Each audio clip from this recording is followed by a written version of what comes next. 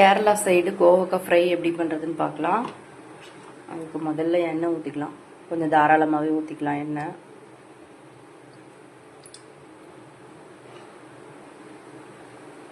எண்ணெய் நல்லா காயிட்டோம். எண்ணெய் நல்லா காஞ்சிடுச்சு. இப்போ கடுகு ஒரு ஸ்பூன் போட்டுக்கலாம்.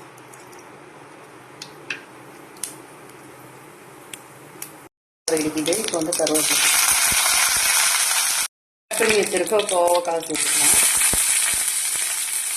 பாருங்கள், இந்த மாதிரி ஸ்லைஸாக ரவுண்ட் ஷேப்பில் ஸ்லைஸாக கட் பண்ணிக்கணும். அப்போ தான் வந்து நல்ல ஃப்ரைக்கு நல்லா வேகும்.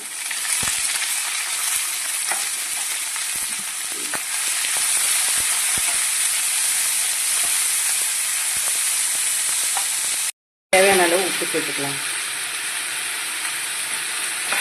நல்லா கலந்து வச்சுக்கலாம்.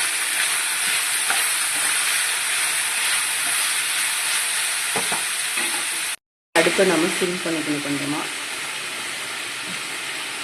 சிம் பண்ணி சிம்லேயே நல்லா எண்ணெய் தண்ணியெல்லாம் ஊற்றக்கூடாது. அது எண்ணெயிலேயே சிம்மில் வேகணும். ஹையில் வச்சிங்கன்னா தீவிரம். சிம்லேயே வச்சு ஒரு 20 மினிட்ஸ் நல்லா வேகணும். ஒரு அரைப்பதம் நல்லா வதங்கிடுச்சு. இப்போ வந்து மஞ்சள் தூளும் மிளகாத்தூளும் போட்டுடலாம். கொஞ்சம் காரமாக இருந்தால் நல்லாயிருக்கும். தயிர் சாதம் பருப்பு சாதத்துக்கு ரொம்ப நாள் நல்லாயிருக்கும். உங்களுக்கு காரம் தேவைன்னா அதிகமாக போடலாம்.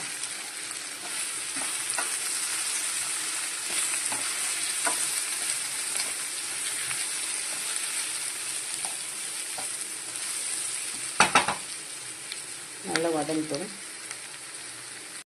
அவ்வளோதான், கோவக்காய் ஃப்ரை ரெடி ஆயிடுச்சு. நல்லா சுருண்டு வந்துடுச்சு பாருங்கள். இந்த எண்ணெயிலே வேக வைக்கணும். மூடி போட்டு வேக வைக்கக்கூடாது. அந்த மூடி போட்டு வேக வச்சாலும் அந்த தண்ணி வந்து இறங்கிச்சுனாலும் சதுன்னு ஆகிடும்.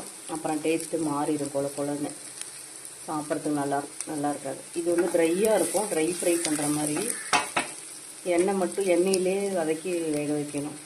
அவ்வளோதான், நம்ம கோவக்காய் ஃப்ரை ரெடி ஆயிடுச்சு. பிடிச்சிருந்தா லைக் பண்ணுங்கள், ஷேர் பண்ணுங்கள், சப்ஸ்கிரைப் பண்ணிக்கோங்க. இந்த டிஷ்ஷு எப்படி இருக்குன்னு ட்ரை பண்ணி பார்த்துட்டு எப்படி இருக்குன்னு கமெண்ட்ஸில் சொல்லுங்கள். தேங்க்யூ.